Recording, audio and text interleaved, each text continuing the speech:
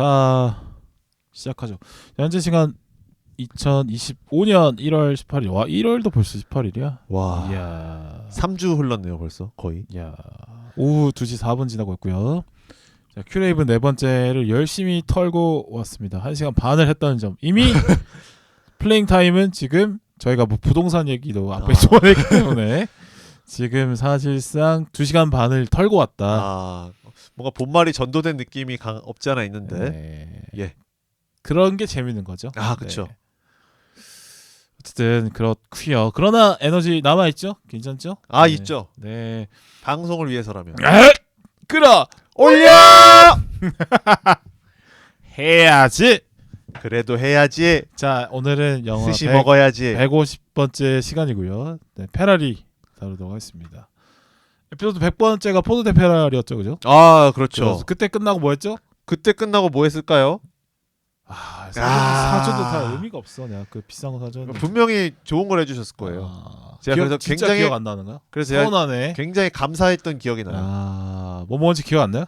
오늘 회식 이때- 취소입니다. 뭐 사줘도 기억도 못하고. 이때 아마 맛있는 걸 사주셨을 거예요. 이게 예. 봐요. 얻어먹은 사람은 그게 당연한 전다니까. 이때 아마 굉장히 맛있었어요. 야, 제가 그때 기억이. 그래서 그래? 빌바오님께 정말 감사해야겠다. 네, 오늘은 회식 하려고 취소. 정말 서운합니다. 안타깝네요. 서운함을 이길 수가 없거든요. 네, 빌바오님께 서운함을 유발한 야. 저는 이분입니다. 그렇군요. 전 진행을 맡고 있는 빌바고요. 반갑습니다. 예, 그래요. 할 말이 없으니까 그냥 넘겨버렸죠. 간악한 의도를 분쇄하지 않을 수 없다. 저희 연탄구이 먹었잖아요. 요 밑에서. 그 고기 맛있는 건데. 맞습니다. 동네 최고의 맛집이거든요. 그렇죠. 네. 돼지고기지만 상당히 비쌉니다. 그렇죠. 쉽지 가격대가 않습니다, 있었던 가격이. 예. 곳인데 감사하게도 그냥 홀랑 까먹고 저는 까먹지 않았습니다. 감사한 마음을 항상 갖고 있기 때문에. 마음만 갖고 내용은 기억하지 않는다.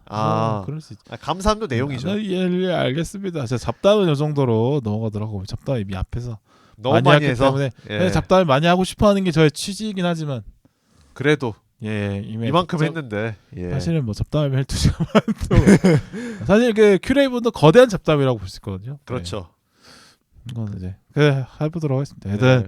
잡담 넘어가고요. 오늘 영화 페라리입니다. 영화 정보 가시죠. 네, 오늘 저희 150번째 에피소드로 다룰 작품 페라리고요. 감독은 마이클 만 감독님이 연출을 하셨습니다. 12번째 장편 연출작이시고. 인터스텔라의 맷 데이먼 했던 게 만박사죠. 그죠? 네, 맞죠. 빌런 기억납니다. 그렇죠. 이런 거 하지 말까요? 아니요. 귀찮아? 아니요. 더 하고 싶은데 귀찮구나. 시간도 귀찮구나. 만 박사님은 시간도 아세요. 이런 없는데. 것까지 하려고 했는데 그거는 완전히 시간 없는데 그러면 그냥 밥 먹지 말고 가자. 그거네. 시간 없는데. 그럼 X잖아. 그럼 하면 안 되지. 시간이 아까우면 뭐 밥도 먹지 말고 가자. 아니, 그게 아니라. 그거고. 예. 왜냐하면 또 웃겨야죠. 이왕 뱉었는데. 그잖아요. 그렇죠. 예. 그래서 마이클만 감독님의 오랜만에 정말 한 8년 만에 복귀작이시고요. 많이 주셨네. 2015년도 이후에 이제 첫 작품이셔가지고 이제 이분이 뭐 대중적으로 알려진 작품은 히트. 알죠. 히트 그 총성 사운드가 상당히 네네 시원시원한 걸로. 그리고 또 톰 크루즈랑 제이미 폭스가 나왔던 콜레트럴. 이 작품이 가장 또 흥행이 잘 되신 분이고 그 외에도 뭐 라스트 모히칸, 마이애미 바이스, 뭐 퍼블릭 에너미 등등등 해서 이분이 약간 남자 이야기를 참 좋아하시는 분이다. 재밌어. 예, 범죄 드라마 장르에서 한 획을 그으신 분이고요. 주연은 이제 엔초 페라리 역의 아담 드라이버. 그렇죠. 이분이 또 구찌 역할도 하셨었는데. 미국의 박훈정이다 이렇게 보면 될까요? 그렇죠. 집착하는가 약간 결이. 추구미는 같죠. 예, 추구미. 그러나 퀄리티가 그러하다. 모르겠습니다. 네. 어쨌든 아담 드라이버 나오고요. 예, 원래는 이제 크리스찬 베일이 하려다가 휴잭맨이 하려다가 아담 드라이버까지. 난 크리스찬 베일을 들어본 것 같은데. 예. 그러니까 이 영화 자체가 한 97년부터 계속 추진해오던 프로젝트였어서 그래요? 조금 주연 배우도 이렇게 변경이 좀 많이 있었다고 해요. 돌아왔네. 네. 각본가분도 이미 2008년도에 사망을 하셨어요. 그러니까 꽤 오래된 각본이긴 하죠. 묵은 영화구만. 그렇죠. 영화하기가 참 어려웠던 게 아무래도 레이싱 장면도 있어야 되고 차도 만들어야 되고 여러 가지 좀 예산이 들다 보니까 아. 이게 어느 정도 예산이 담보되지 않으면 만들 수 없는 차라리 그러니까 작품이어서 옛날 차를 만들어니까 더 비용이 많이 네네. 들겠네요. 네. 그래서 아담 드라이버가 엔초 페라리 역을 맡았고요. 이번에 또 구찌 역할도 하셨었죠. 그래서 뭔가 이탈리아 어떤 좀 부르주아 역할을 좀 많이 하시는 게 이거 보고 아닌가. 구찌 또 생각나더라고요. 아, 구찌 그렇죠. 재밌는데. 하우스 오브 구찌. 굉장히 또 리들리 스콧식 매운맛 영화였죠. 하우스 오브 그쵸. 구찌가. 예. 그거 봤어요? 아니요. 역시. 야, 안 보고. 짜릿해. 야, 이거거든. 야, 안 봐야 되거든. 이거거든. 그럼 예. 뭐하러 봅니까? 네이버 영화 보면 되는데. 예. 그렇습니다. 네. 그리고 아담 드라이버와 함께 출연하는 엔초 페라리의 아내 라우라 페라리 역은 페넬로페 크루즈가. 아름다우시더라. 네. 역시 클래스는 클래스다. 이런 생각이 들었고. 처음 때가 언제지? 이분이 아마 아이즈 젖인가 거기 나오는데 하여튼. 그 이제 대중들에게 처음 각인된 게 이제 톰 크루즈랑 출연했던 바닐라 스카이라는 맞아. 작품에서 그 아이즈 젖을 뭐 그게 이제 오픈 유 아이즈라고 하는 스페인 맞아. 영화를 리메이크했는데 그것도 다른 그 거군요. 오픈 유 아이즈에도 출연을 하셨었어요. 그러니까 오픈 유 페넬로페 아이즈 크루즈가. 리메이크라고 내가 기억이 예. 하는데. 그러니까 본인이 리메이크작에 또 출연을 하면서 할리우드 데뷔를 했는데 거기서 이제 눈이 맞아서 크루즈 커플로 해가지고 좀 유명해지셨죠. 톰 크루즈랑 페넬로페 크루즈가. 바닐라 스카이? 안 봤죠. 예. 아이즈 와이드 젖? 안 봤죠. 예. 오픈 유 아이즈도 안 봤습니다. 역시. 예. 짜릿합니다. 이거거든요. 네. 네. 그리고 이제 엔초 페라리의 정부죠. 네, 애인 리나 라르디 역의 쉐일린 우들리라는 배우인데 이분은 우리나라에서는 안녕 헤이즐이란 영화로 조금 알려지지 않았나 싶고 아직까지 뭔가 좀 대표작은 아직은 조금 아쉬운. 근데 이게 이탈리아 분 같은 느낌이 안 들어서 조금 그쵸. 아쉬웠어요. 그렇죠. 이탈리아 사람 같기보다는 약간 영국 사람 이런 느낌이어서. 그렇죠. 음. 그리고 이제 알폰소 데 포르타고라는 그 페라리사의 레이서 역할로는 이제 가브리엘 레오네라는 배우가 출연을 하는데 이분이 찾아보니까 이제 지난해 그 넷플릭스 시리즈 중에 세나라는 또 시리즈가 있어요. 그 레이서 아일톤 세나라는 분을 있어요. 드라마화한 작품인데 그또 비극적으로 예. 죽으니까 네. 여기서 또 세나 역할을 맡으셨더라고요. 그래서 뭔가 요새 조금 더 각광받고 있는 배우가 아닌가 생각이 들고. 아이톤 세나 되게 유명한 드라이버죠. 그렇죠. 이 영화는 1957년을 배경으로 하고 있습니다. 그 페라리사의 CEO인 엔초 페라리가 이제 가정 문제에 복잡한 어떤 뭔가를 마주를 하게 되고요. 동시에 또 페라리라는 회사가 굉장히 위기에 처해요. 차가 안 팔려서. 그래서 이 파산 위기의 회사를 반등시키기 위해서 이탈리아의 가장 큰 경주 대회를 할 수 있는 밀레 밀리아에 참여하게 되면서 안 벌어지는. 팔린다기보다는 생산 캐파가 낮아서. 그렇다고 해야 될까요? 쪽입니다. 예. 왜냐면 죄송합니다. 워낙 그 수동으로 만드는 회사이기 때문에 그 생산 라인의 한계. 그렇죠. 그쪽으로 표현이 되죠. 네. 그래서 그 생산 캐파를 좀 늘리기 위해서 경주 대회인 밀레 밀리아에 참여하면서 벌어지는 일을 다룬 실화 바탕 영화입니다. 네, 이렇게 정보 소개 마쳤고요. 네. 저는 보면서 대단한 한방이 있는 작품은 아니에요, 솔직히. 그래? 예, 그러니까 임팩트가 막 딱 있냐? 이건 아닌 것 같아요. 저는. 하지만 이 엔초 페라리라는 인물을 우리가 가까이서 들여다보면서 이 사람의 인간적 고뇌를 이해하기에는 정말 좋은 작품이다. 그리고 영화가 흥분하지 않고 이 페라리의 심리 상태를 차분하고 담백하게 따라가기 때문에 충분히 몰입도는 높았다. 그러니까 훌륭한 전기 영화로서는 흠잡을 데가 없지 않나 그런 생각이 들었고 다만 이제 뭔가 조금 아쉬운 지점은 있었던 것 같아요. 그래도 뭔가 좀 극적인 어떤 카타르시스가 있는 연출이 있었으면 어땠을까 싶은데 또 사실 사람의 어떤 거? 뭐 레이싱 장면에서라든지 아니면 좀 뭔가 심심하죠. 예. 좀 페라리의 어떤 그 심리의 드라마틱함을 조금 더 극적으로 드러내는 식의 어떤 거, 연출이 사랑에 있었던 빠진 게 죄가 아니잖아 이런 장면 이런 거 말하나요? 조금 그러니까 영화가 이제 좀 들뜨지 않으려고 노력하기 때문에 그런 장면이 있긴 힘들었을 텐데 막 뺨때기 날리고 막 저는 당연히 그 장면이 들어갈 줄 알았는데 예. 그 숨겨진 집을 찾아가잖아요. 예. 그 로우라가 예. 과연 분명히 그 집안에 들어가서 한번 또 해줘야 끄댕이 되는데 잡고 그 파스타 싸대기 날리고 이런 거 해줘야 되는데 당연히 할 줄 알았는데 안 하더라고요. 그렇죠. 그런 걸 원했다는 건가요? 그런 게 더 뭔가 이전 투구가 있었으면 어땠을까? 음. 어차피 좀 약간 그 상황 자체가 좋지 않은 상황이니. 저는 그런 게 없어서 좋았어요. 그렇죠. 당연히 한 드자비 하겠구나 했는데 안 하고 가더라고. 그렇죠. 그게 그래서 오히려 좋았어요. 어허. 음. 그리고 아담 드라이버, 페넬로페 크루즈 캐스팅이 참 좋았다. 어. 그러니까 아담 드라이버라는 인물 자체가 뭔가 얼굴만 봐서는 속을 알 수 없는 느낌. 이 사람이 뭔 생각을 하고 있나가 잘 안 보이는 느낌인데. 표정이 잘. 네. 예. 그게 엔초 페라리가 처한 상황과 좀 잘 맞닿아 있었던 것 같고.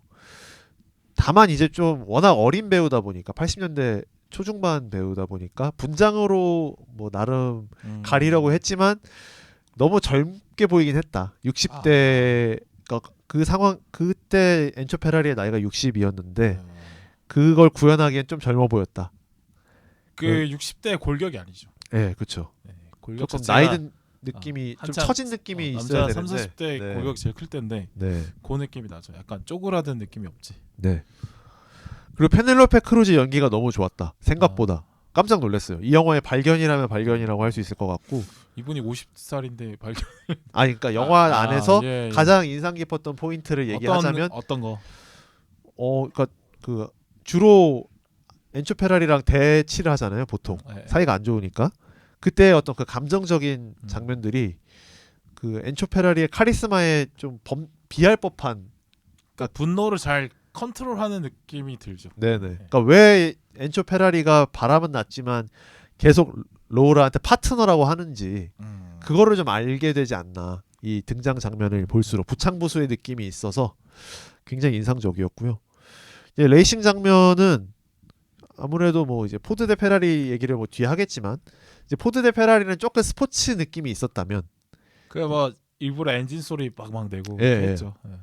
이 페라리의 레이싱 장면은 약간 그 사냥개들이 서로 질주하는 느낌이 좀 더 약간 전투적인 느낌이 있었어서 그것도 좀 재미있었다. 박진감은 조금 아쉬웠지만 이 밀레밀리아 대회에 임하는 마세라티와 페라리 그리고 페라리 팀 내에서의 그 알력 다툼 그런 것들이 잘 보여서 그 나름대로도 또 인상적이었다. 좀 폭력적인 그래요. 느낌도 있었고. 네. 예. 끝인가요? 예.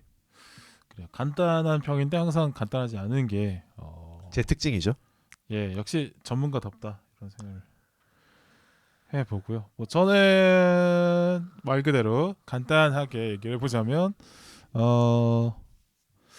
그러니까 레이싱을 기대하고 가지만 레이싱이 아니라 페라리만 집중적으로 나오기 때문에 그거 아주 재밌었던 것 같아요. 그렇죠. 그러니까 그 사람의 한 70평생, 80평생의 1년을 다루는 건데 가장 인상적인 1년을 다루죠. 근데 그거를 통해서 이 사람의 어떤 지나온 삶이나 가치관이나 철학이나 이런 거를 가장 잘 드러내는 1년을 보여주는 것으로 이 사람 전부를 보여주는 그런 영화였다는 생각이 들어서. 근데 실화 영화는 이렇게 가는 게 좀 밀도가 더 높을 것 같긴 해요. 아역 나오고 네. 노역 나오고 이런 게. 그 서울의 봄도 딱 그 12.12 사태 그 몇 시간을 다뤘기 때문에 그 밀도가 확 올라간 그쵸. 느낌이 있거든요. 그렇죠. 그것 페라리도 딱 57년에 집중한 게. 그러니까 뭐 투게더 아이스크림이 있어요. 윗부분을 떠먹거나 아랫부분을 떠먹거나 맛은 똑같다 이 말이죠. 그죠? 그런 겁니다. 예. 그 비율에 공감 안 해주니까 좀 섭섭한데요. 끝인가요? 예. 간단평이 진짜 끝이에요? 예, 이렇게 뒤에 하려면 뒤에 풍성하면 되니까. 그런 생각이 들고 저는 네. 이제 이 페라리라는 인물을 왜 선택했을까를 한번 생각해 보게 되더라고요. 그러니까 요즘 잘 안 나오는 마초 주인공이야. 요즘 그렇죠. 잘 없죠. 그러니까 요즘 뭐 흐름상 그렇게 마초적인 주인공이 잘 안 나오고 오히려 여성 캐릭터들이 나오고 왜냐면 그동안 남성 캐릭터가 워낙 많았으니까 여성 캐릭터들이 나오고 이제 남성 캐릭터들이 좀 화합형 인물들이 많이 나오죠. 화합형 아니면 뭐 조력자형 예. 이런 것들이 좀 많이 나오는 편인데 오랜만에 야 남자 주인공이네. 그렇죠. 신선했다 생각이 들었어요. 그렇죠. 이게 오랜만이라고 하기에는 남자 주인공도 많죠. 뭐 여전히 많은데 그러니까 정말 그냥 이른바 우리가 생각하는 마초 가부장 요런 주인공인 게 요즘 영화로 나온 게 참 신기하다 이 말이죠. 그렇죠. 옛날 영화 이런 캐릭터들 많잖아요. 뭐 대부 시리즈에 나오는 그런 캐릭터들이 많죠. 뭐 그러니까 원래 옛날에 그런 캐릭터 많았는데 요즘 영화에서 이런 캐릭터를 본다는 게 참 신선했다. 네네. 그런 생각이 들었어요. 그 이제 아무래도 이제 옛날 느와르의 기반, 그러니까 옛날 느와르 작품들이 뭐 건달들을 그리고 있고 네. 또 건달들은 아무래도 남성들이 많다 보니까 네, 네. 네, 그 사람들 중심으로 이야기를 할 수밖에 없는데 이제 네. 상황이 이제 바뀌어서 그런 흐름들이 좀 흩어질 때쯤에 다시 1957년으로 돌아갔다는 그렇죠. 게 예, 예. 네, 굉장히 신선하게 다가왔고 저도 빌바오님과 좀 비슷하게 봤는데 그 오히려 이제 그때니까 얘기할 수 있는 것 같아요. 57년을 다루기 때문에. 57년에는 그런 사회상이었으니까. 네네. 예. 그렇죠. 그리고 이제 뭔가 어떤 깡패 집단을 좀 그럴듯하게 이야기할 수 있는 시대가 지났다 보니 그렇다면 다른 집단을 어디에서 찾을 수 있을까를 생각해 보니 그러면서도 마초적인 삶을 살아가고 있는 캐릭터, 네네. 합법적인 마초가 어디 있느냐 그렇죠. 이런 건가요?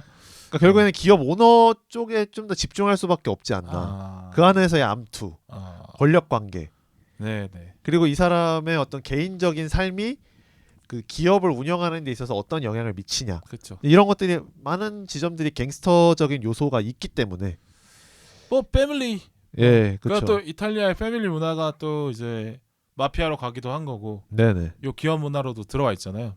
보면은 나는 이거 보면서 우리나라랑 참 비슷한 게 많다는 생각. 저도 진짜 많이 그 생각. 그 보면은 이제 약간 밥도 같이 먹고 그쵸. 사원들이랑 예. 그다음에 뭐 경조사 다 챙겨주는 요런 분위기. 그 웬만하면 직원 잘 안 짜라고 요런. 그러니까 지금의 우리나라랑 옛날 완전 다르고 예전에 이제 IMF 이전에 어떤 한국의 기업 문화가 느껴지는. 결속력을 좀 더 중시 여기는. 그러니까 회장님이 예. 약간 아버지의 역할과 거의 비슷하게. 그렇죠. 그런 거였죠. 옛날에. 그러니까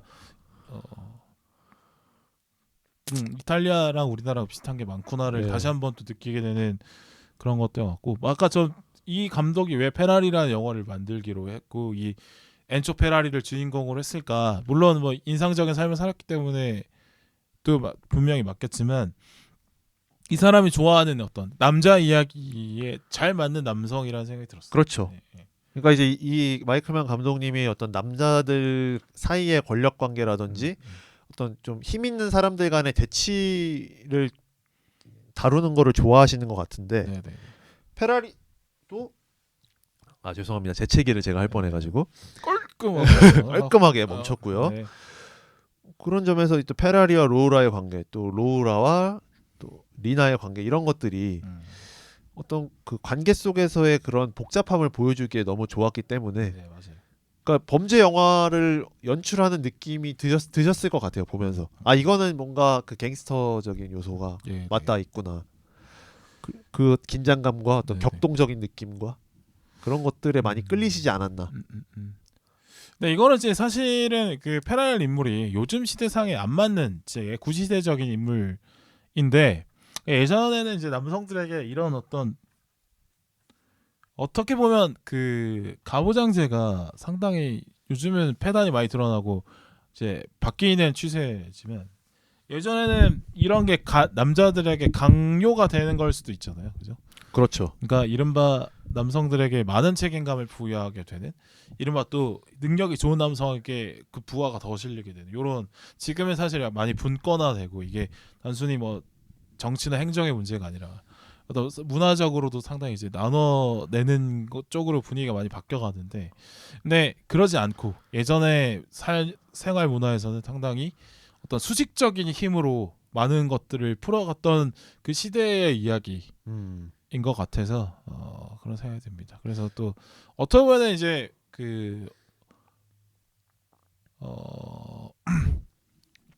그러니까 저는 그러니까 우리나라에서 보면서 우리나라에서 생각보다 통할 수도 있겠는데 왜 사람들이 이렇게 많이 안 볼까라는 생각을 했거든요. 왜냐하면은 그 수직적인 관계를 말씀해 주셨는데 네. 사실 우리나라야말로 굉장히 수직적 관계를 오랫동안 유지해왔던 나라잖아요. 상이었으니까. 그러니까 저는 이 페라리를 역사 사극으로 보면 이게 너무 너무 그러니까 우리나라 재벌 예. 회장들의 그 드라마들 많았잖아요. 예, 그렇죠. 그리고 진양철이 인기 있었던 예, 것처럼. 그렇죠. 진양철을 사실 우리나라 사람들이 더 좋아했잖아. 예. 그것도 인기가 의외로 진짜 되게 구시대적인 캐릭터인데 네네. 인기가 많았단 말이죠. 네. 그러니까 분명히 그런 선호가 있어. 네. 우리 안에. 그리고 더 이제 멀리 나가면 그 조선시대의 왕과 후궁과 왕비의 암투 관계로도 볼 수 있잖아요. 그렇죠, 그렇죠. 그 셋의 관계를 네. 페라리 등장인물 셋이. 그러니까 이 페라리가 어떤 절대적인 권한을 가지고 많은 것들을 핸들링하면서 어떤 주요한 뭐 왕으로 치면 국가적인 어떤 정책을 펼치는 예, 와중에 예. 자기 이제 어떤 집안의 그런 권력 관계를 또 설정을 해줘야 되고 후궁과 왕비 사이의 어떤 그 긴장감도 조절을 해줘야 되는 그런 상황들이 이 페라리에서 나오는 요소들이랑 너무 많이 겹쳐 보여서 그렇죠. 나는 이거 우리나라 사극 느낌이 많이 나는데. 약간 그 게임 퀘스트 깨가는 느낌처럼 약간 네. 어려운 과제들을 저 아저씨가 어떻게 해낼까? 네. 가정 문제는 어떻게 풀 거고 회사 문제는 어떻게 풀 거고 이 단계를 어떻게 밟아 나갈까를 네.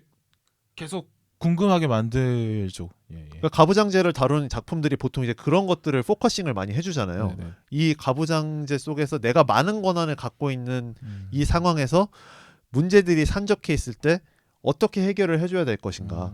우리 가부장제가 잘 됐다 잘못됐다를 떠나서 이 제도 안에서 그렇다면 이 헤게모니의 끝에 있는 사람은 어떤 삶을 살고 있는지. 왕의 고뇌, CEO의 고뇌. 그렇죠. 네, 이런 것들이 보게 되는 그런 작품이었던 것 같아요. 네네. 그래서 약간 그런 것 좀 생각해 보게 되지 않나요? 좀 이제 소위 어떤 절대적인 권한을 갖고 뭔가 많은 것들을 행사할 수 있는 남자에 대해서 또 한번 생각을 해보게 되는. 그렇죠. 그러니까 페라리 같이 뭔가 권력도 많고 능력도 많은 사람들의 삶의 자세가 분명히 있다고 생각이 들어요. 그러니까 이른바 뭐 요즘 뜨는 단어인데 알파메일 같은 예, 맞아요. 그런 알파메일이죠. 페라리의 삶이란 게 약간 그런 거죠. 그러니까 상당히 보면은 좀 비판할 지점들이 많이 있어요. 어떻게 보면은 그렇죠. 되게 이기적이야. 특히나 가정 문제에 있어서. 그러니까 나는 혼외 잘 나왔고 근데 그걸 숨길 거야. 왜냐면 로라가 싫어할 거니까 로라한테 당연히 알리는 게 맞는데 안 알리고. 그 로라를 거슬리게 하면 내 비즈니스에도 좋을 게 없으니. 그렇지.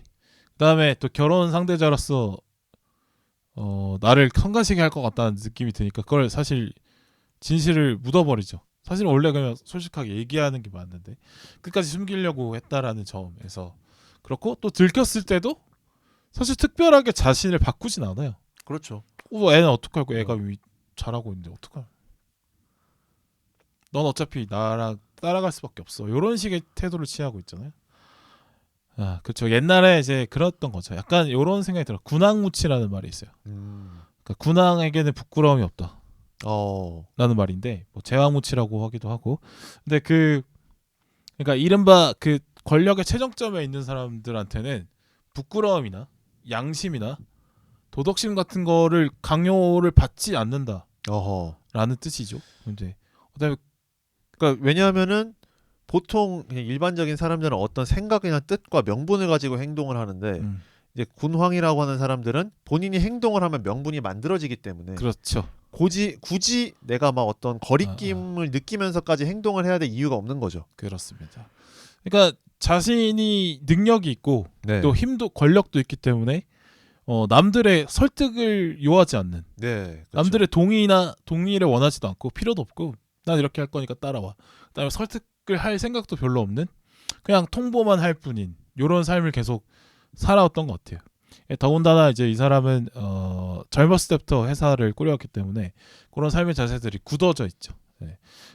근데 그럼에도 불구하고 그 사람의 능력이 있었기 때문에 이러한 삶의 자세를 꼿꼿하게 유지할 수 있었던 거지. 이렇게 해도 안 망했으니까. 그렇죠. 그런 게 이제 잘 굳어져 있는 모습이 보이죠. 근데 약간 그런 게 뭐냐면 일부러 무시한다기보다는 그만큼 계산이 빠르기 때문에 알면서 이러는 것 같다는 생각이. 그러니까 내가 이렇게 하면 이렇게 될 수밖에 없다라는 걸 이미 잘 알고 있는 사람 같아. 그러니까 회사를 운영할 때도 지금 이러한데 뭐 내 생각대로 하면 어떻게 일이 될 걸? 그러니까 이렇게 하는 거야. 그러니까 큰 일을 해결하면 작은 일은 따라와. 뭐 그런 식의. 예. 그런 삶의 자세를 갖고 있는 인간이라는 생각이 듭니다. 근데 그러니까 뭐 솔직히 얘기하면 잘 풀렸으니까 이렇게 영화까지 되고 하는 거지. 이런 삶의 자세를 견지를 하는데 만약에 능력이 없어. 그럼 무조건 퇴출입니다. 사실. 그리고 본인이 생각한 대로 안 됐을 때 네. 그때는 이렇게 또 기록이 안 되죠. 만약에 그 페라리가 밀레밀리아 우승 못했거나 네. 뭐 피아트한테 인수가 안 돼가지고 뭐, 결국에 파산은 자동차 생산 자체를 못 해버렸거나 네.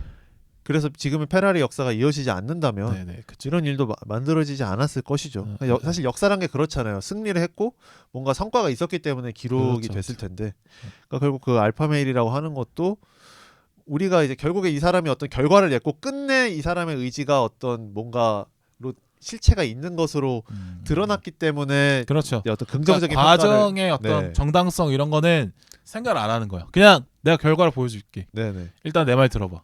이런 거죠. 그러니까 보면은 이제 회사 밑에 사람들한테는 당연히 이제 그냥 통보하고 따라오라고 얘기하는 거는 그건 너무 당연한 거고, 그다음에 로라랑 리나와의 관계를 봐도 사실은 원하는 게 다르잖아요. 로라는 그 걔 페라리 이름 주지 말고 그냥 모른 척했으면 좋겠다. 우리는 아들이 있는데 인정하지 말아라 얘기하는데 무시해버리고, 그다음에 리나도 페라리로 우리 아들 페라리로 이름을 쓰게 해달라. 그다음에 나와의 관계도 좀 드러내달라 이렇게 얘기하는데 10년을 무시해버리잖아요. 그러니까 이런 걸 보여주고 있죠. 이런 로라랑 리나의 관계를 봐도 그러니까 자신이 원하는 것만 받아가고 원하는 대로 행동하는 그런 삶의 자세를 보여주고 있습니다. 그래서 오히려 이 전기 영화 때문에 그런 삶의 과정을 또 사람들이 한번 생각해보게 되는 것 같기도 해요. 그러니까 우리가 보통 이제 뭐 어떤 유명 인물들을 업적 위주로 생각을 하니까 그 업적 속에 어떤 일들이 있었는지 그리고 이 사람이 어떤 성향인지가 많이 가려지잖아요. 근데 이제 페라리 영화에서는 이 사람이 그 밀레밀리아 우승으로 페라리를 다시 도약시키기까지 그리고 그 알려지지 않았던 가족 문제가 이렇게 해결을 해오고 있었구나라는 게 드러나잖아요. 그렇죠. 그러니까 이 사람도 인간이니까 뭐 돌파를 한 건 좋지만 그 돌파에 따른 비판받을 점이 분명히 있는 것이고 그조차도 다 역사다. 그걸 이제 아까 막 페라리를 신화화해서 보여지지 않죠. 그렇죠.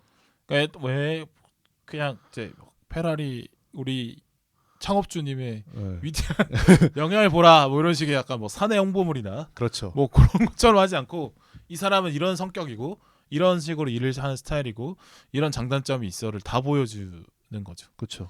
그러니까 이 사람도 인간이야. 그럼. 그러니까 우리랑 어떻게 보면 기본적인 사고 체계가 크게 다를 바 없어.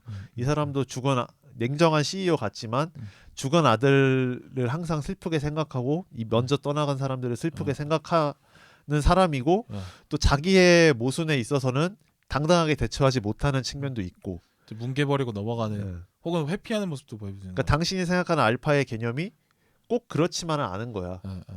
그런 걸 보여주는 것 같아서 조금 더 어떻게 보면 남성관이라고 하는 것을 조금 더 확장해서 보여주고 있지 않나. 그러니까 이제 그 기업 운영하는 사람으로서 사장으로서 페라리는 사실 좀 완벽한 모습인데, 근데 그 외에 사생활적인 측면에서는 상당히 부끄러운 모습을 많이 보여줘. 그렇죠. 그러니까 이게 좋게 볼 수도 있고 나쁘게 볼 수도 있는 거예요. 그러니까 지금까지는 우리가 좀 안 좋게 봤지만 좋게 보면 이 사람이 막 언론들 대하는 거 보면 막 기자들 꺼지라 그러고 막 뭐 제대로 언론 대응도 안 하고 막 되게 피도 눈물도 없는 사람인 것 같지만 그조차도 그냥 내 속내를 안 드러내고 싶어서 하는 행위다. 그렇죠. 내 약한 속내 어떤 내 인간적인 속내를 드러내면 내 카리스마나 권위가 무너지고 그게 시대의 남자들에게 요구되는 것이 아니기 때문에 그 시대 남자들에게 요구되는 거였죠. 그러니까 요구되는 것이 아니었기 때문에 나는 가면을 쓸 수밖에 없다. 그렇죠. 그래서 페라리가 대외적인 장소에서 선글라스를 항상 끼잖아요.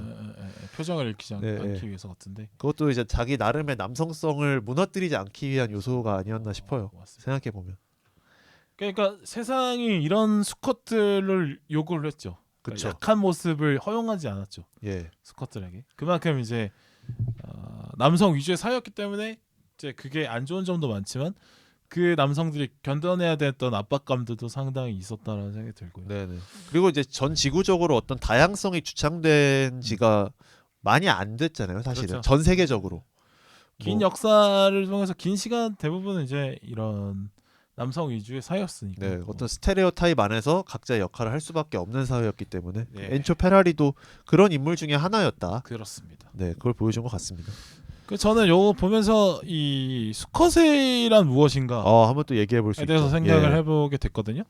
그러니까 오랜만에 이런 대놓고 수컷 영화가 나와서 친한 남성 영화 뭐야 이런 생각을 했는데 이제 저도 남성으로서 이런 느낌을 스컷의 본질은 무엇일까라고 생각을 해봤는데 어허. 스컷. 지배인 것 같아요. 아 지배.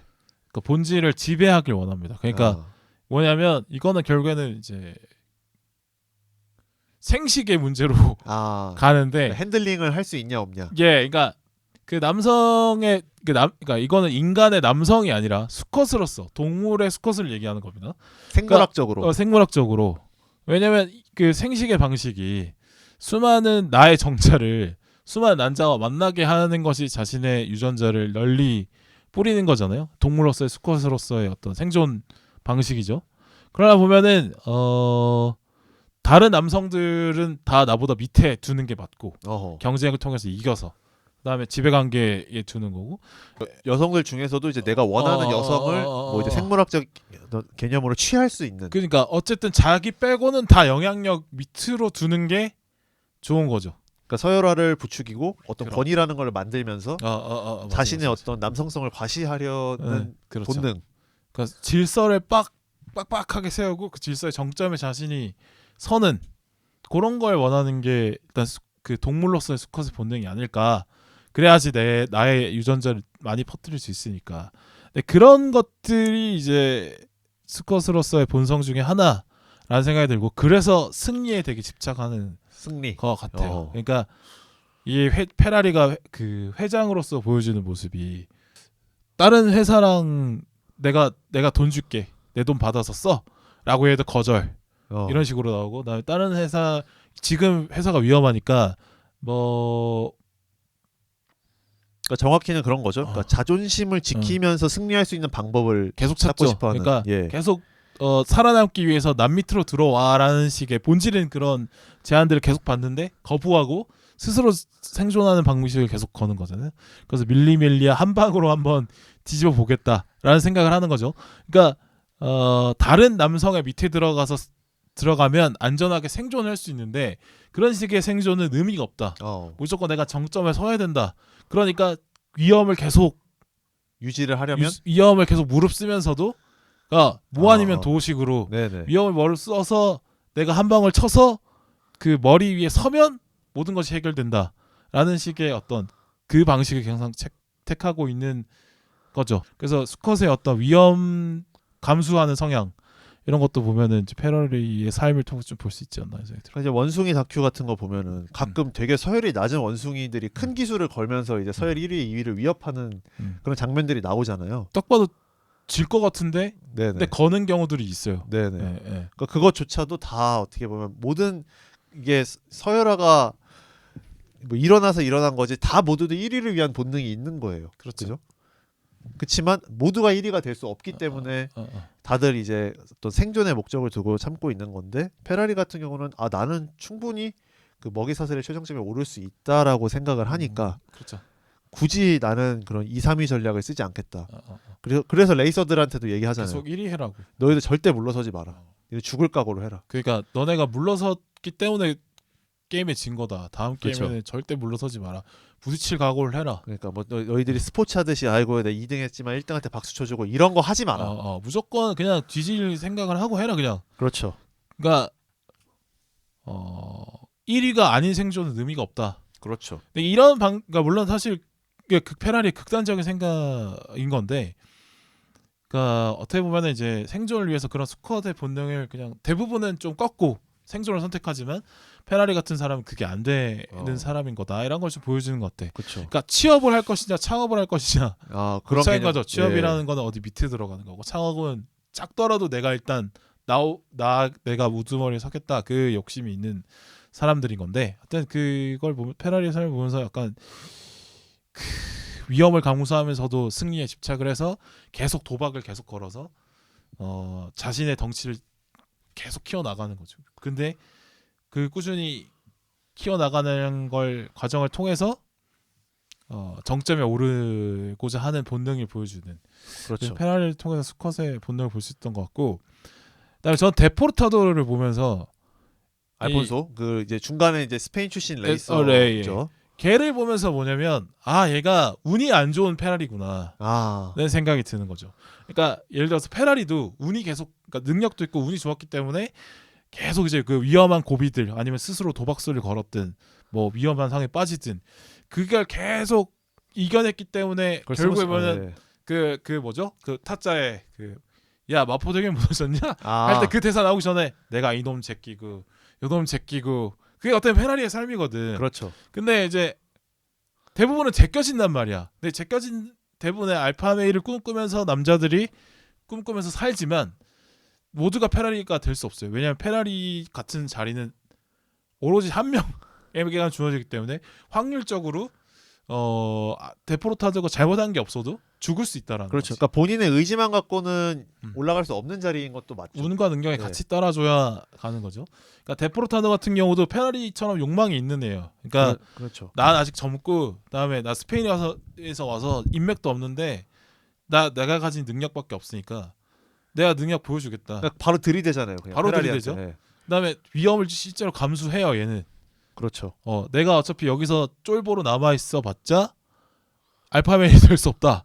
이런 생각을 하는 친구이기 때문에 그냥 뭐 일단은 아까 말했듯 그 막 페라리한테 막 나 드라이버 잘한다고 자리 달라고 들이대고 그다음에 끔찍한 사고로 자기 앞선 드라이버가 죽는 걸 봐도 나 이거 내가 대신하겠다 얘기 적극적으로 얘기하고 그다음에 밀레밀리아에서도 너 지금 이거 타이어 갈아야 된다 뭐 이런 얘기 막 하는데 괜찮다 나 무조건 따라잡겠다 이런 계속 위험을 감수하는 성향을 계속 보여준단 말이죠. 그러니까 이거는 페라리랑 본질적으로 같아. 결이 같죠. 근데 네. 데포르타도에는 운이 없었던 거지. 아 그렇죠. 그러니까 도로 중간에 튀어나온 돌이 있었기 때문에 타이어가 터지고 결국에는 뭐 날아가서 끔찍하게 죽는데 그러니까 그런 변수까지 인간이 예측을 못하니까. 그렇죠. 그러니까 이거 흔한 남자들의 삶은 이런 거라는 거를 그렇죠. 극적으로 보여주는 사례인 것 같아. 그렇죠. 네. 그러니까 쭉 가지 못하고 가다가 자빠질 수밖에 없다. 대부분은. 그렇죠. 왜냐면 그렇죠. 우리가 뭐 장애물을 이렇게 걷어낼 수 있는 능력이 있는 것도 아니고 모두에게 그 능력이 주어지지도 못했고 그렇다고 해서 뭐 우리가 새로운 자원을 개발하기에는 정보도 딸리고 그렇죠. 그러니까 알파 메일이 되는 길 자체가 내가 그 결을 갖고 있다고 해서 내가 그 길을 꼭 갈 수 있다는 보장이 없으니 그러니까. 그거를 상징적으로 보여주는 게 진짜 말씀하신 대로 알폰소 데포르타고의 캐릭터지 않았나. 그리고 알폰소처럼 죽어간 앞에 선배 드라이버를 꽤 있었다고 대사로 나오잖아요. 그렇죠. 실제로 보여주기도 하고 그런 거죠. 그러니까 이런 것들이 어떻게 보면 이제 정상을 바라보고 멍청이처럼 뛰어 올라가지만 그 몇 명은 이제 살아남는 거고 그렇죠. 나머지는 그냥 이제 죽게 되는. 그러니까 근데 이게 수컷의 본질인데 이거를 인간의 남성으로 바꿔오는 과정이 있는 거죠. 그러면서 이제 이런 그러니까 두 가지 문제점이 생기는데, 그러니까 수컷의 본능이 인간적인 모습으로 다듬어지지 않고 남아있을 때 생기는 문제점이 뭐냐면 두 가지가 있는데, 수컷 우두머리가 모든 것을 가져간다는 것의 문제. 승자 독식. 그러면서 막 승자 독식하면서 너무 사회의 재화가 공평하게 분배되지 않아서 사회가 비효율적으로 흘러간다든지, 아니면 뭐 독재를 저질러서 수많은 인명이 쉽게 죽는다든지, 이런 것들의 과정이 있었겠죠, 인류 역사의 초반에. 근데 이게 점점 다듬어지면서 이런 어떤 그 정상을 차지한 수컷들이 저지르는 횡포를 컨트롤하는 방향으로 세상이 나아가고 있다라는 거고, 그다음에 반대로 알파메일이 되지 못한 수많은 남성들의 어떤 위험 리스크, 위험을 감수했을 때 그 책임을 오로지 혼자 지는, 그렇죠. 뭐 너무 막 이렇게 위험에 막 관노출돼서 끔찍한 죽음을 맞는다거나, 뭐 전쟁에 나가서 뭐 총알바지로 죽거나, 뭐 위험한 작업을 하다가 그냥 죽거나, 뭐 이런 식의 남성들의 헛된 죽음들인데, 그걸 또 제도적으로 좀 완화해주는 방법으로, 제도적으로 좀 막는 방법으로 이렇게 진화를 해오고 있는 게 요즘 사회 아닐까, 그렇죠. 생각이 들었어요. 그러니까 알파메일을 추구하는 게 매력적이긴 한데 참 그게 위험한 것 같긴 해요. 그러니까 저는 그 밀레밀리아 경주의 결과가 결국에는 거기서 이렇게 큰 잡음 없이 꾸준히 한 30년 동안 베스트 드라이버로 활동했던 그 베테랑 레이서가 1등을 했잖아요. 그러니까 그 사람이 뛰어난 능력을 가진 건 아닌데 꾸준히 성적을 내주는 드라이버로 묘사가 되죠. 그렇죠. 그러니까 결국에는 그런 흐름으로 이제 가는 것이 그 과도한 알파메일의 어떤 그 과도한 알파메일 지향을 좀 그런 쪽으로 옮겨가야 되지 않나라는 감독의 시선이 좀 것 같아요. 그래서 그 1등한 장면은 사실은 어떻게 보면 페라리의 승리로만 비춰질 수도 있는데 이제 그 1등한 레이서의 어떤 우승 세리머니도 비춰주고 페라리랑 통화하는 장면도 나오잖아요. 네네. 사고는 사고고 넌 1등은 1등이야 이렇게 해주는 게 결국에는 그런 어떤 아무나 알파메일이 될 수 없기 때문에 그러니까 우리의 삶을 그러니까 너무 도박수를 걸기보다는 네. 조금 성실하게 사는 것도 필요하다. 그러면 언젠가 그 사람의 주인공이 될수 선택인 있다. 거죠. 예, 그렇죠. 그렇죠. 그러니까 꼭 알파메일이 돼야 돼라고 붙이기는 영어가 아니에요. 그렇죠. 그러니까 위험성은 있다. 그러니까 이러한 수컷들의 본능이 있는데 알파메일이 되면 이런 위험을 다 견뎌야 되고 그렇죠. 또 그 자리에 갔을 때 너는 독선적으로 변하는 사람이 될 거야. 그렇죠. 그것도 받아들여야 된다고 얘기하는 거고. 그리고 큰 기술을 걸면 또 그만큼의 되치기도 들어올 수 있는 것이고. 데포르타드의 죽음을 통해서 경고를 하고 있는 것도 있고. 네네. 이렇게 죽어간 데포르타드의 죽음을 사실 뭐 개죽음이지 뭐 그죠? 그렇죠. 그 가족들만 잠깐 슬퍼하다가 아무도 기억 못하는 죽음이 될 수 있는데 그럼에도 선택할 거냐 이렇게 질문을 하는 것도 분명히 있는 것 같습니다. 네네. 그다음에 이게 이제 또 보면은 이런 어떤 그 알파메일의 피해자가 남성들만 있는 게 아니라 여성들도 있는데 그렇죠. 아까 앞에 말씀드렸지만 그 그러니까 경쟁하는 남성들만 피해 보는 게 아닌 거죠. 리나나 네. 로라도 사실 피해를 보는 거잖아요. 네. 페라리가 지 맘대로 하니까. 근데 지 맘대로 하는데 그 페라리를 견제할 방법이 없으니까 당하고만 살아야 되는 거죠. 그렇죠. 그래서 그렇죠. 그러니까 본능이 많이 반영된 인간 사회의 수준에서는 알파메일이 횡포가 계속 벌어지는데 점점 가면서 이제 문명화되면서 그 알파메일의 장단점을 활용하되 그 보완하는 방식으로 인류가 발전해 왔구나 이런 걸 또 생각해 봤어요 저는. 그렇죠. 그러니까 그 본능을 추구하는 게 나쁘다기보다는 그 본능을 추구하는 행위가 미치는 여파가 크기 때문에 알파메일을 지향하는 것이 위험하다 이런 얘기를 이제 하게 될 수밖에 없는데 말씀하신 것처럼 사실 그 여자들은 사실은 무슨 죄입니까? 그렇죠. 예. 그리고 또 그 알폰소의 어떤 그런 질주 때문에 또 사망한 사람들이 있잖아요. 그렇죠. 구경을 하다가 그렇죠. 돌아가신. 그것도 의미하는 바가 있는 거예요. 네네. 그러니까 밀레밀리아가 그것 때문에 실제로 20년간 중단이 됐을 거예요 아마. 그러니까 그 알폰소가 자기 잘 돼 보자고 눈이 돌아가지고 했던 행동들 때문에 죄 없는 사람들이 죽은 거잖아요. 그렇죠. 물론 제가 보니까 레이싱 대회를 하는데 통제를 저렇게 안 하고 일반 도로에서 한다고? 그런 생각이 들긴 해. 근데 옛날이니까. 어쨌든 50년대니까. 성공을 위한 욕망 때문에 자신 성공하자고 주변 사람 막 연맥이면서 자기 성공하려고 뛰어드는 사람들 있잖아요. 그러니까 알폰소도 계속 그 사고가 일어나기 전에도 자기 팀 차랑 계속 대치를 하고 그쵸. 그 좁은 도로에서 그쵸. 계속 자기가 계속 기술을 걸다가 그런 일이 발생을 하기 자기 이익 때문에 공동체 전체를 파괴하는 그런 것도 알폰소를 통해서 경고를 하는 거죠. 네네. 제가 이렇게 수컷에 대해서 얘기를 했는데 남성만 이런 성격을 갖고 있다? 그 얘기를 하는 게 아닙니다. 그렇죠.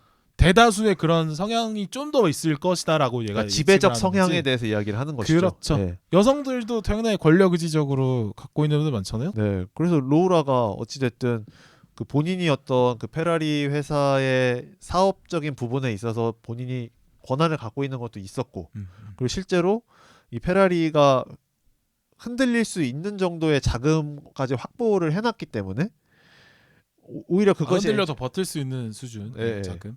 그러니까 엔초를 견제를 하면서 본인의 어떤 입지도 충분히 가져갈 수 있는 방향으로. 맞아요. 예. 그러니까 엔초 성향상 보면 약간 돈 생각 안 하고 약간 들이박는 스타일이잖아요. 그렇죠. 이제 레이싱을 기반으로 그렇죠. 출발했기 때문에. 근데 옆에서 계속 그런 브레이크를 잡아주는 로라 역할이 있었기 때문에 페라리가 그 성향 그 자리까지 갈 수 있어. 네. 그러니까 저는 그런 거죠. 역할도 필요하다고. 그러니까 그런 반작용을 해줄 수 있는 그 사람이 동반자로 있으면 그거는 좀 시너지가 날 수도 있지 않을까. 그렇죠. 엑셀과 브레이크가 같이 있어야 차가 나아가는 거죠. 그렇죠. 네. 사실은 중요하죠. 그러니까 페라리가 결국에는 그 밀레밀리아로 성과내고 잘 된 것도 로라가 주기적으로 딴지를 걸어주고 긴장감을 불어넣어줬기 때문에 가능했다는 해석도 할 수 있기 때문에 오히려 그래서 리나도 조금 더 세게 했어야 되지 않나. 그러니까 본인도 얘기를 하잖아요. 모습이 더 많이 보였으면 좋겠다는 생각을 했어요. 그러니까 나도 이탈리아 여자였으면 세게 할 수 있었을 텐데. 뭐 이런 얘기 하잖아요. 거기서. 리나. 네, 리나가 아마 뭐 독일 뭐 유럽 쪽 여자로 묘사가 그런 거 되는데 같은 것 같아. 다른 국가 여자로 묘사가 되는데 나도 조금 드세고 내가 할 말을 할 수 있는 여자였다면 당신이 나한테 그렇게 했을까? 그런 얘기를 하잖아요. 네.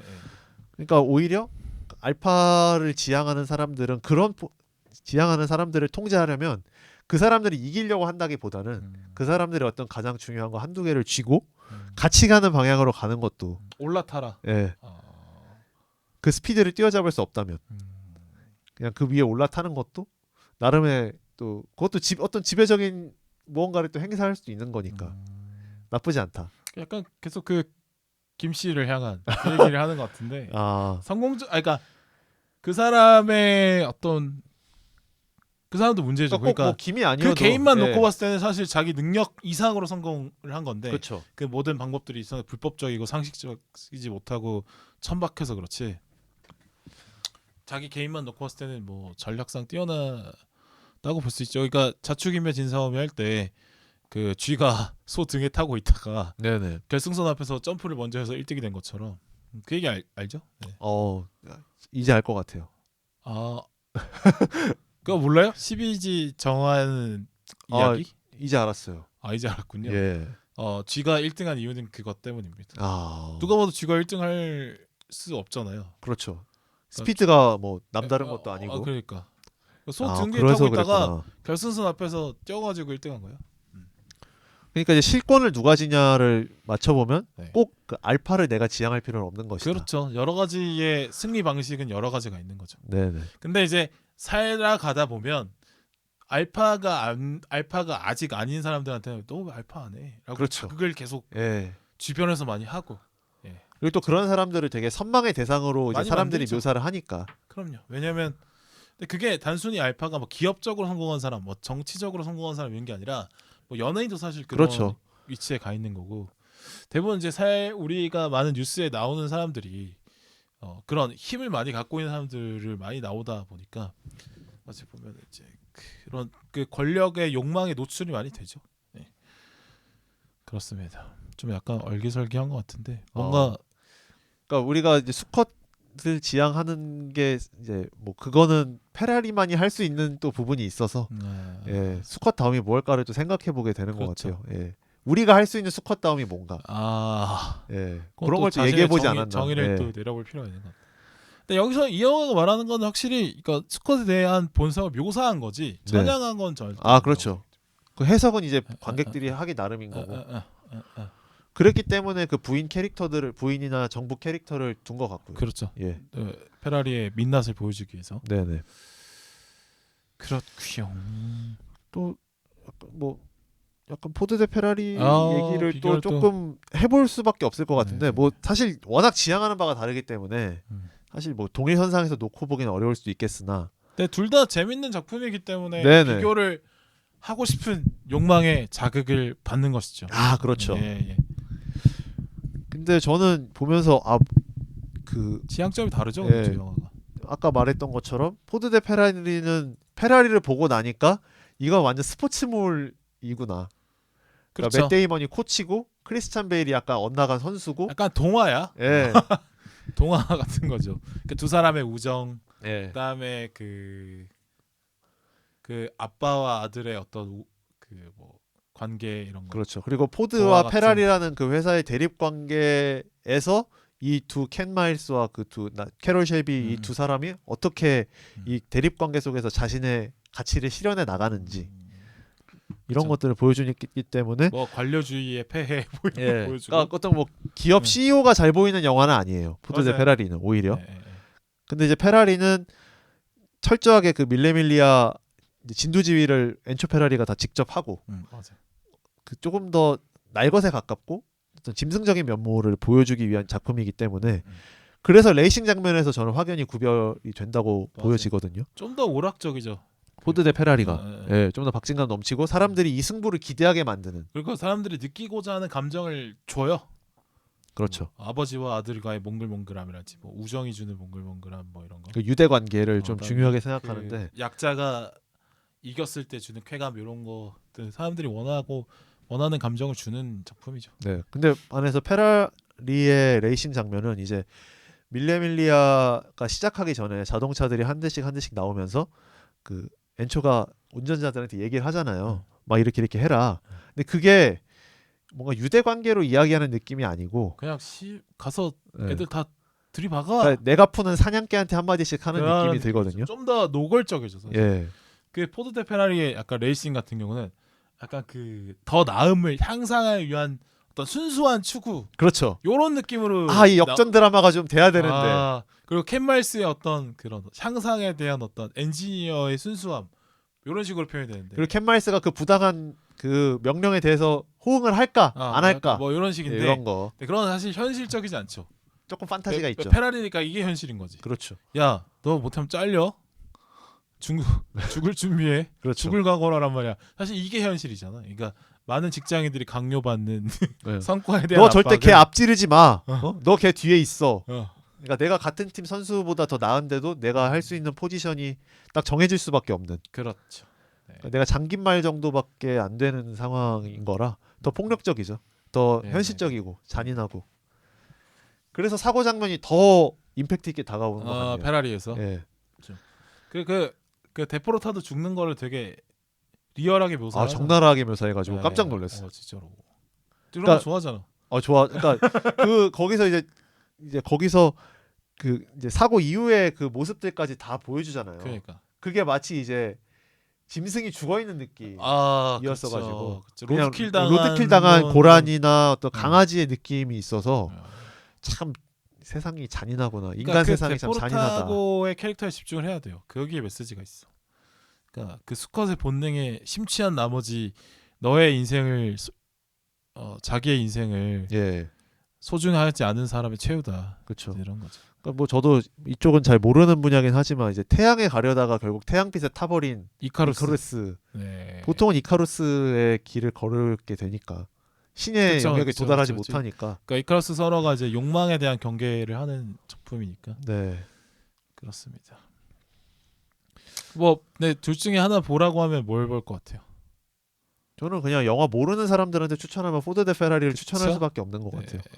호대페가 좀 더 취향이 넓은 사람들을 넓게 네. 저격할 수 있죠. 근데 만약에 내가 자동차를 진짜 좋아하고 뭔가 좀 역사에 관심이 많다.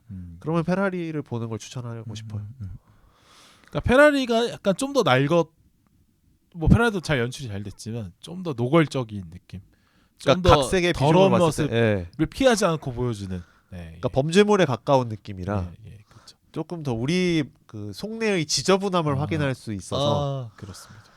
그런 걸 좋아하시는 분들은 페라리가 좋아하지 않을까 그렇고요. 생각이 들고요. 뭐 영화 얘기 이 정도 하면 될까요? 네네. 내가 짜투리로 그냥 나가는 얘기로 여담으로 준비해봤는데 아, 이탈리아랑 한국이랑 비슷함 진짜 많다. 어, 그러니까 뭐 단순히 생활문화적인 이런 거 말고 뭐 생활문화적으로 일단은 뭐 반도 국가라는 점, 그다음에 주변에 강대국이 많았다는 점, 뭐 비슷한 게 있죠. 그다음에 바다가 많다 보니까 뭐 해산물 위주의 어떤 요리가 발달돼 있다는 점도. 그리고 파쇼 정권이 파쇼도 있어. 파쇼도 있다라는 점. 맞아요. 예. 뭐 닮은 점이 많죠. 그리고 차이가 굉장히 있다. 가족주의적이라고도 하더라고요. 가족주의적인 예. 것도 있고. 영국, 이탈리아가 굉장히 그쵸. 가족 친화적인 영국은 분위기가 잘 예. 모르겠고. 그런가요? 라틴 문화 쪽이 좀 어. 그렇지. 근데 약간 그런 거, 근데 가톨릭도 상당히 그 안에서 어허. 유럽에서는 생활 문화적인으로 많이 스며들어 있잖아요. 네네, 그 그렇죠. 상당히 또 보수적인 어떤 삶의 태도를 강요하고. 근데 그 유럽의 가톨릭이 한국에서는 유교인 거예요. 그래서 지위가 똑같습니다. 그러니까 우리나라한테는 이제 가톨릭이 사실 외부에서 들어온 종교기 때문에 종교의 의미가 좀 더 강하다고 한다면, 근데 이제 서방에서는 이게 가톨릭이라는 게 생활 문화로 틀어져 있기 때문에 어떤 그런 면에서 비슷하다. 가톨릭과 유교의 어떤 위치가 비슷하다는 점이 있어서 뭐 그런 것도 좀 비슷한 것 같아요. 종교가 너무 오래되다 보니까 거의 이제 생활로 들어와 있는. 근데 거기에 지혜를 많이 받고, 그다음에 거기서도 보면 왜 그 대가족을 좀 지향하고 거기서 뭐 가족끼리의 어떤 위치 같은 거. 그렇죠. 그리고 또 정확하게 기억은 안 나는데 그게 평일인지 아닌지 몰라가지고 아무튼 일을 하기 전에 미사를 꼭 보잖아요. 9시 11 뭐 9시부터는 미사를 봐야 하니 뭐 11시까지 레이싱 서킷으로 와라. 뭐 이런 걸 보면은 그 평일 중에 사실은 뭐 이런 종교적 의식을 하기가 어렵잖아요. 보통은. 그러니까 그만큼 생활 문화로 많이 그쵸. 이렇게 퍼져 있구나. 그쵸. 그런 그다음에 것들도 확인할 수 대가족 있고. 문화가 이제 사회 전반에 다 퍼져 있다 이런 거. 그렇죠. 뭐 회사 동료들끼리 이제 가족처럼 여기고 밥을 먹고 미사 같이 하고 밥 예. 먹고 이런 거. 그리고 어머니랑도 같이 살잖아요. 또. 페라리가. 그렇습니다. 예. 그 고부 갈등이 사실 예, 그렇죠. 이거 아침 드라마에서 많이 그러니까. 보던 건데 제가 하나 낳아줬잖아요. 이게 하나로는 부족했잖아. 이것도 와 소름 이거 돋는다. 완전히 그냥 그 사극이나 어. 아침 드라마에 많이 나오는 대사거든요. 그러니까 저는 그 뭐 우리나라 막그 가족끼리의 갈등 이런 거 제가 봤을 때는 전 세계가 어디 똑같다. 보편적인 예. 지점이 있어요. 어딜 가나 가부장이 설쳐서 나오는 문제가 있고 그다음에 고부 갈등 있고 그다음에 세대 갈등 있고 그거는 제가 봤을 때 오히려 가족 문화일수록 더 비슷하다. 그렇죠. 전 세계 어딜 가나. 물론 그 단위가 커지면 이제 디테일이 달라지는 건데 어쨌든 그런 생각이 들고 진짜 비슷한 게 또 많은 게 경제적으로도 보면 자동차 중심의 어떤 조선업이나 자동차업이 발달된 것도 비슷하고 그러니까 우리나라가 이제 후발주자로 해서 좀 뒤로 따라간 것들이 이미 이탈리아에서 잘하던 것들이 많다. 뭐 이런 것도 좀 있는 것 같고 아까 음식 얘기했었고 그다음에 스포츠의 다방면으로 좀 잘한다는 것도 비슷해요. 물론 완전 한국은 엘리트 주도로 해서 국제 대회 성적을 내기 위해서 소수의 선수들을 막 때려박아가지고 육성을 다방면에서 했는데, 다 잘하는 게 이상하게 막 대한민국의 어떤 그 인구를 생각해봤을 때 왜 10위권에 들지? 그러니까 그쵸. 당연히 이상한 건 예. 10위가 들긴. 이탈리아도 사실 보면 뭐 동계올림픽이든 하계올림픽이든 어느 스포츠 대회든 이탈리아 다 있거든요. 참여를 하고 또 순위권에 또 올라가 있고. 진짜로. 예. 웬만한 프랑스나 독일보다 다방면적인 측면에서는 이탈리아가 그렇죠. 상당히 앞서는 거. 그러니까 뭐 어떤 특정 종목에서만 두각을 나타내지도 그런 않고 게, 뭐 구기 종목이면 구기 종목, 뭐 뭐 육상, 수영, 뭐 체조, 동계, 예, 뭐 그쵸. 하계. 스키 쪽도 스키도 좀 잘해. 동계올림픽의 스키 쪽은 다 또 이탈리아 많고. 북쪽이 산이 많고 춥다는 것도 비슷한. 그렇죠. 그래서 그 밀레밀리아 레이스 하는 거 보면 국도를 통해서 막 레이스를 네. 하잖아요. 네네. 근데 그 지형을 보면은 뭔가 우리나라가 느낌도 구름 있고. 많고. 예. 그래서 진짜 제형 비슷해. 예. 비슷한 게 진짜 많구나를 많이. 그래서 실제로 이제 느꼈습니다. 페라리 로케가 그 이탈리아 모데나라는 곳에 가서 로케를 실제 한 거래요.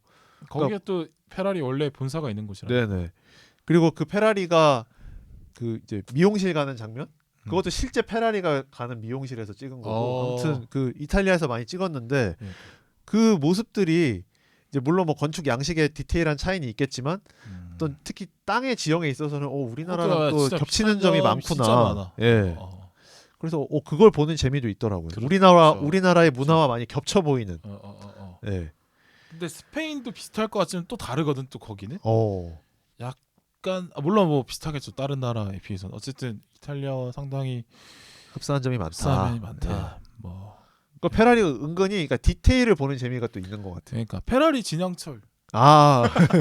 차가 몇 개고. 재미삼아서. 예, 그걸 보는 해봤습니다. 보는 재미가 있으실 거예요. 그 지점을 또 집중해서 보시면. 네. 그리고 이제 페라리를 보니까 네. 진짜 바빠서 연애 못 하는 거 다 핑계다.